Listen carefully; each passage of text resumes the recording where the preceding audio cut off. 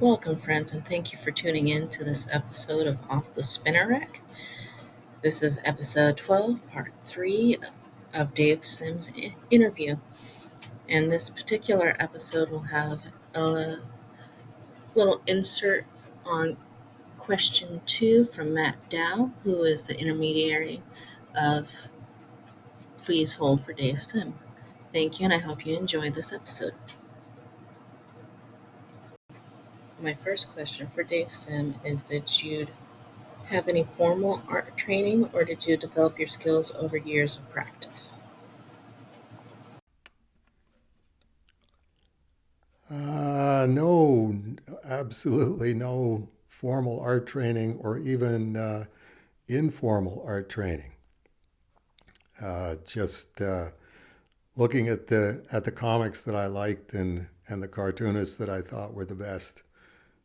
Top of the list at the time, Neil Adams and Bernie Wrightson. Um, I I took grade 9 art in high school, but that was already getting into the psychosis time period of art is whatever you decide art is. So that's what you're going to do in art class is whatever you're going to do that you consider art. And already knew without having to put up my hand and ask, are comic books art? That would have gotten a good laugh all the way around, and from no one more heartily than the teacher. So I always had that major disconnect of, okay, all of these things are considered art, but comic art isn't considered comic art. And having seen, Neil Adams originals and Bernie Wrightson originals at Cosmicon when I was 16, and having seen the printed versions before that, it was okay. This does not compute, but I do understand that it's just not something that you are allowed to dissent from. Um, Art is pretty much everything besides comic art. Um, so yeah, it was really just um, I had to come over here and learn all of the materials and try and figure out what it was that I was looking at and how do I try and do this myself with absolutely nobody to consult on about it. I remember Mike Kaluta saying to me that it was a great revelation to him to find out that Frank Frazetta didn't do his paperback covers the same size as the paperback. You did them larger and then had them reduced photographically. As as Mike said, it's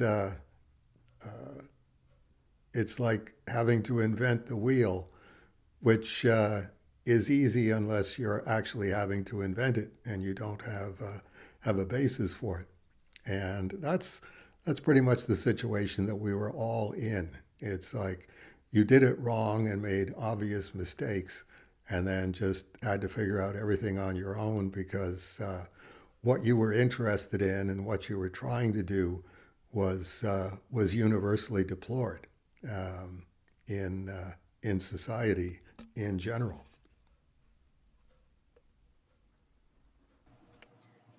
Question 2: is there a part of the creative process you enjoy most in creating comics?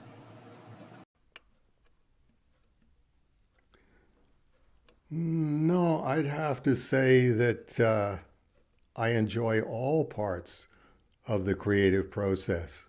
Um, the fact that there are so many different levels to comic art that require completely different parts of the brain while you're doing them. The part of my brain slash mind that breaks down the page into its component parts.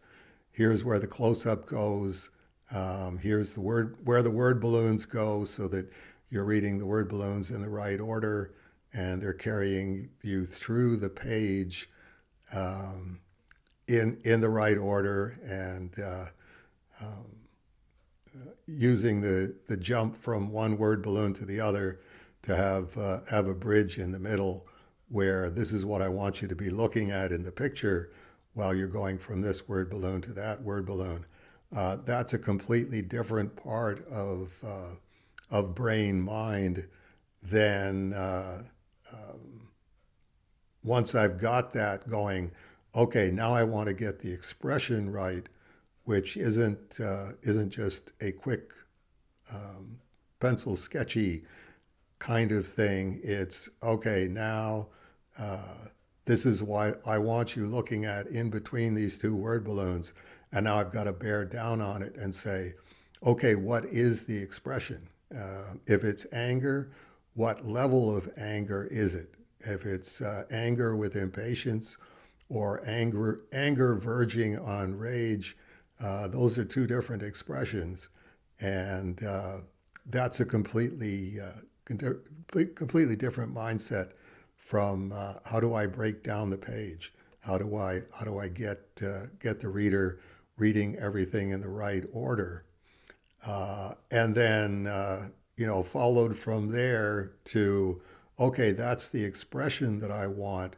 Now, when I start inking it, where's the light source, and how do I emphasize one side of the face so that you get a three-dimensional quality to it at one level, and then at another level, if it's okay, I want a real harsh shadow, then it's over into Wally Wood territory.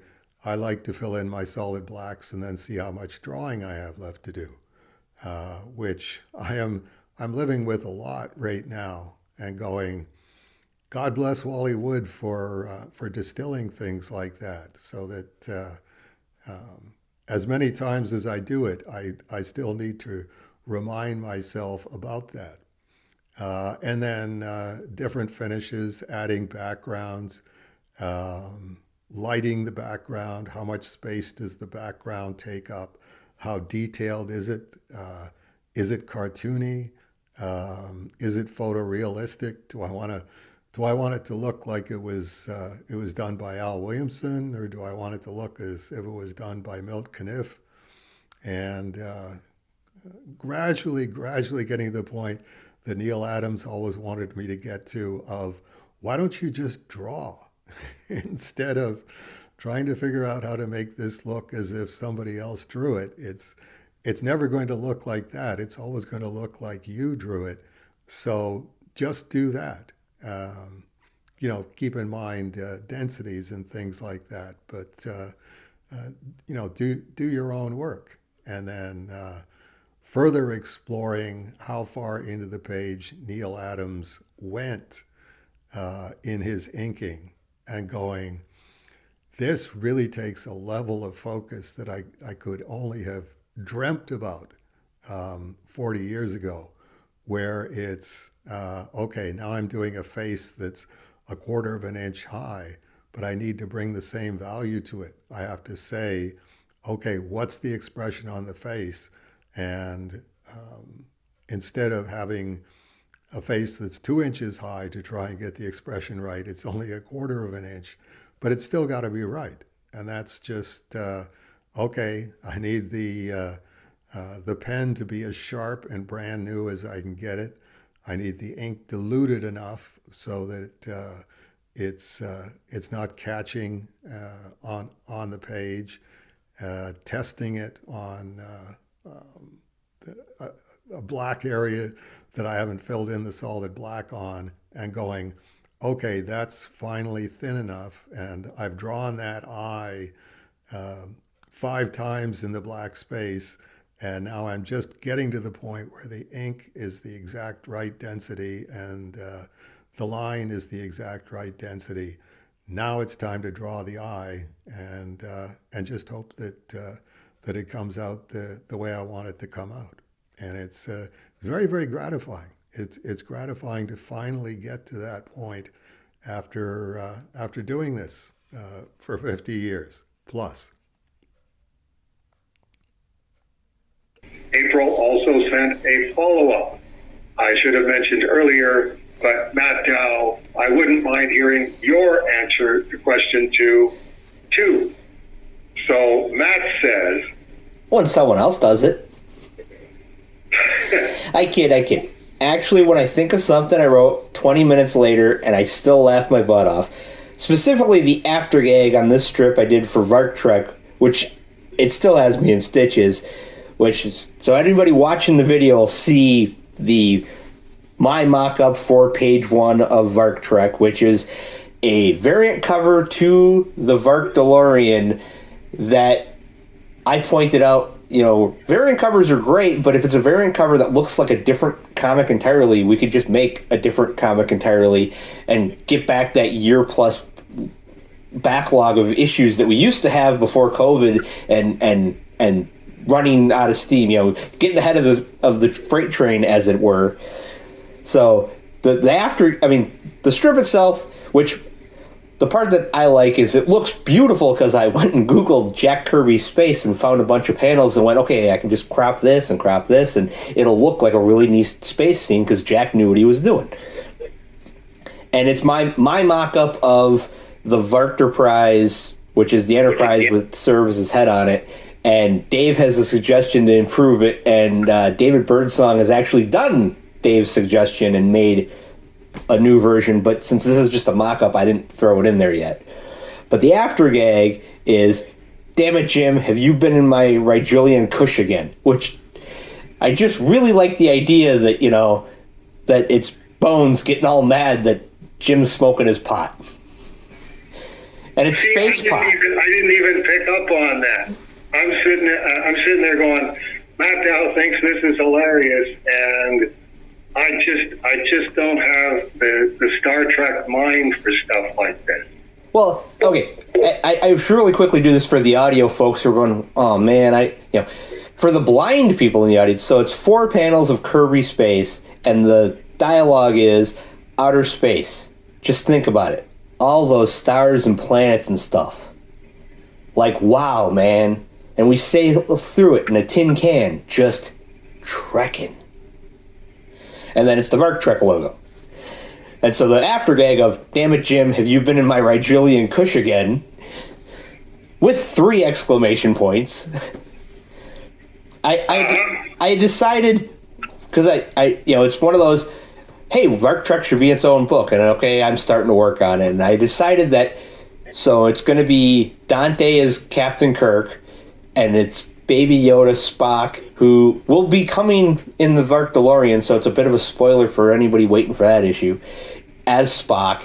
And then Virgil is going to be another member of the crew, but very much not Dr. McCoy, because I've decided that the Dr. McCoy character in the Cerebus in Hell with a question mark universe is the after gag guy. Uh-huh. So all the after gags will be, damn it, Jim. Okay, good casting. And my initial, okay, I'm going to do this was I took the art for the Vark Trek cover that's based off of Gene Day's Star Trek cover that we parodied. And I had Birdsong send it to me, and I'm like, this will be one of them quote-unquote easy issues where we use the same image on every page. We just have to change the dialogue.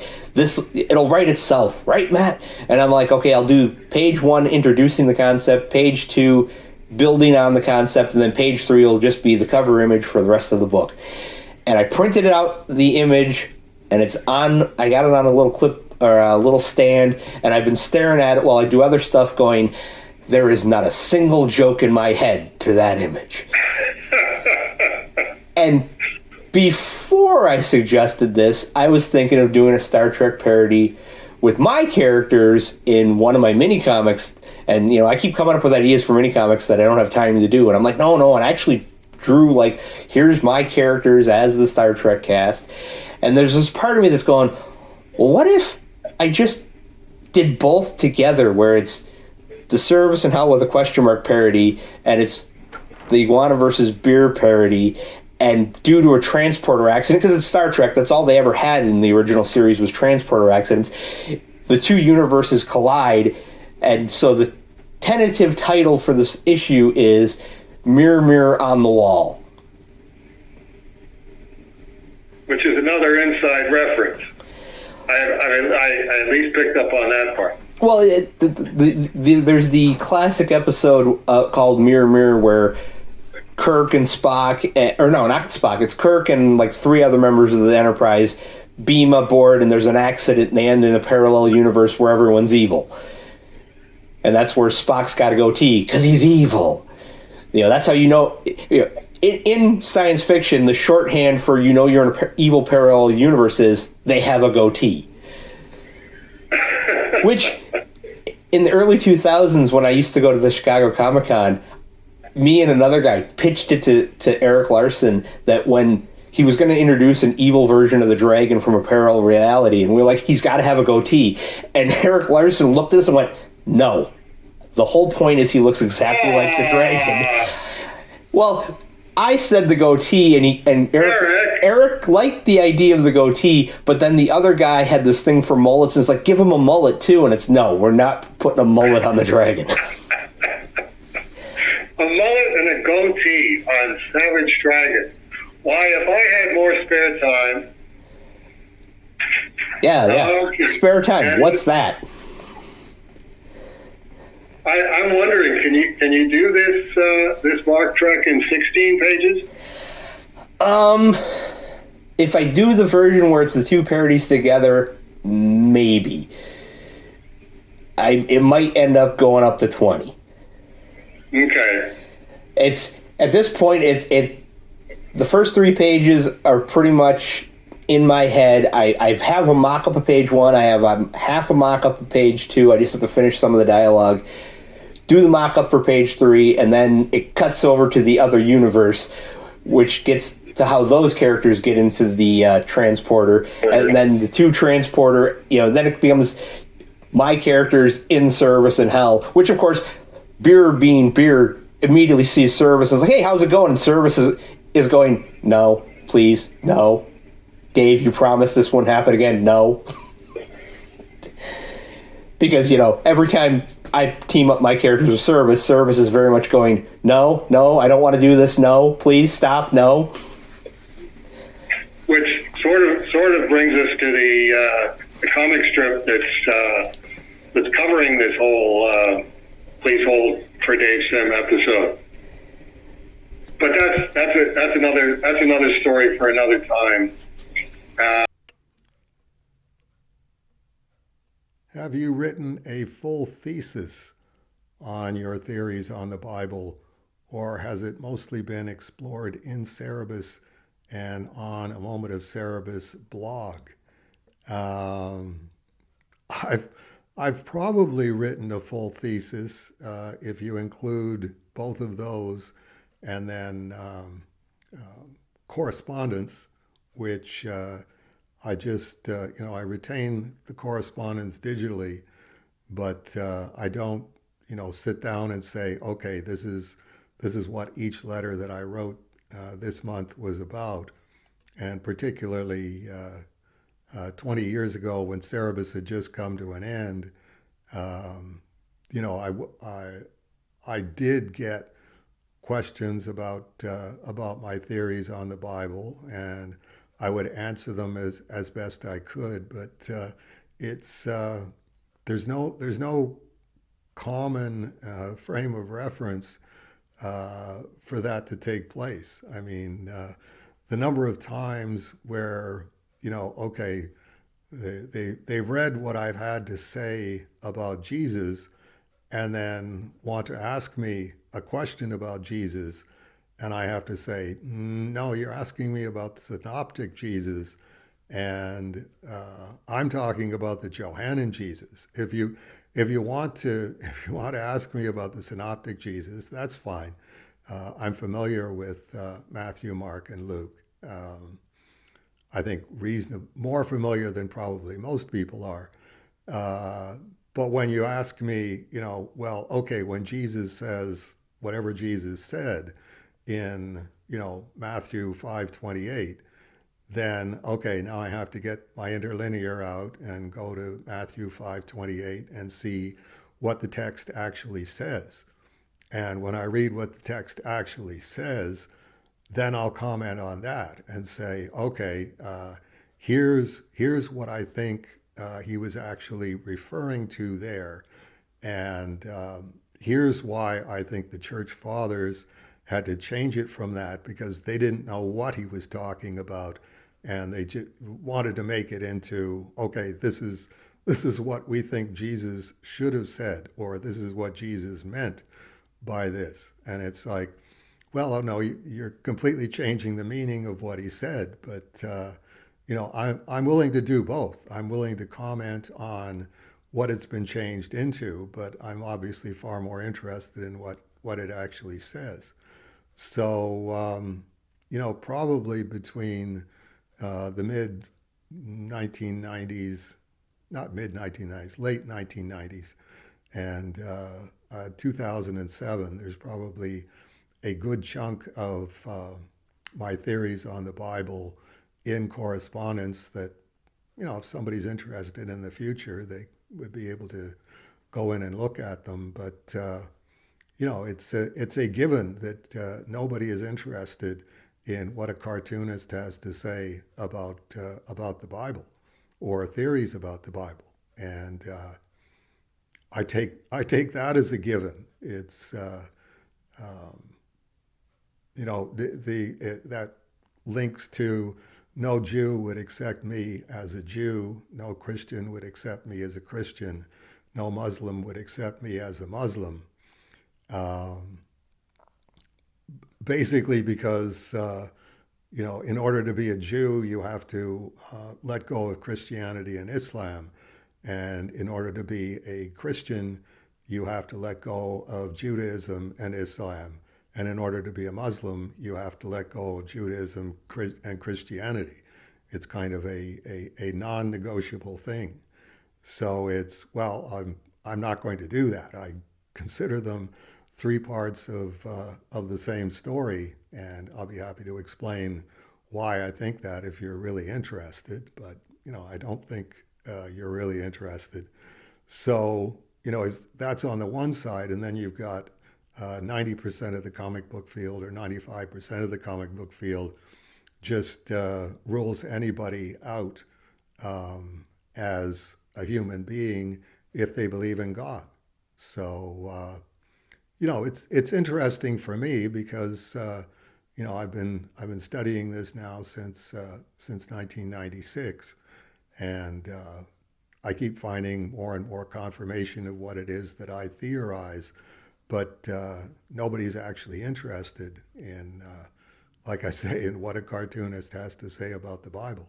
Maybe in the future sometime, but probably 100 years after I'm dead.